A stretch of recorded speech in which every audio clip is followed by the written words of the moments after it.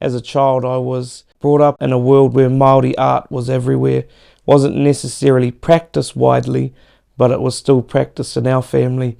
So my grandmother, my mother, my aunties and my father all contributed to my practice, which is Kairaranga Whatu, or weaving using traditional materials. But yeah, my grandmother, ko tūtū māpau te maunga, ko te hoire te awa, ko te hoire te waka, ko Ngāti koe te iwi, ko te hora te marae, ko Hamuera Manihera tōku ingoa, no whakatua hau i te wai pounamu. So I am Hamuera Manihera, and I am from Nelson or Whakatū, which is in the top of the South Island of New Zealand. I am a Kairaranga Whatu, so I am a practitioner of weaving, weaving predominantly with textiles, particularly the fibres of muka and natural dyes, as well as working with feathers and having a go at other things. So here I have a kete muka, well, in the making of. Kete muka being of flax fibre, New Zealand flax fibre or harakeke, and I brought it along with me for the Kokand Arts Festival, just so that I could show Uzbekistan people the resources that we use and the techniques that we use in Aotearoa, and see if there's any similarities across the world, because we know there are. But so yeah, this is an unfinished piece, near to be completed, but the technique is called aho whaturua, which is double pair weaving.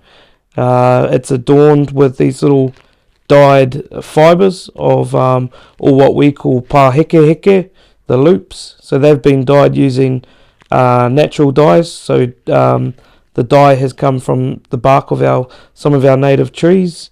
And I guess the story that will go with this is that, there's a connection between Aotearoa and New Zealand, and now there's a connection with Uzbekistan and Kokand and that whole railway.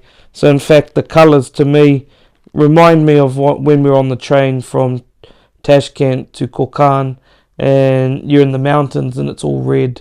So the red to me is the mountains and the soil. So yeah, it's, once it's finished, it'll probably have a name that reflects the whenua of Uzbekistan and the relationship now between Aotearoa and here. So yeah. Well, I guess first of all, I didn't even think I'd get accepted, so little old me doing Māori arts, Kairaranga Whatu, didn't think that was ready for the world, so I was quite surprised. Not ready for the world, but I was quite surprised when I got the "you have been accepted" email invitation. But I was pretty stoked with that. Stoked to be able to travel to a new whenua, new lands, and meet new people and learn about their culture, their language, and their traditions, their arts and crafts. So yeah, I was pretty excited and pretty humbled, privileged to be accepted and to come and share toi Māori, what is special to me, and yeah.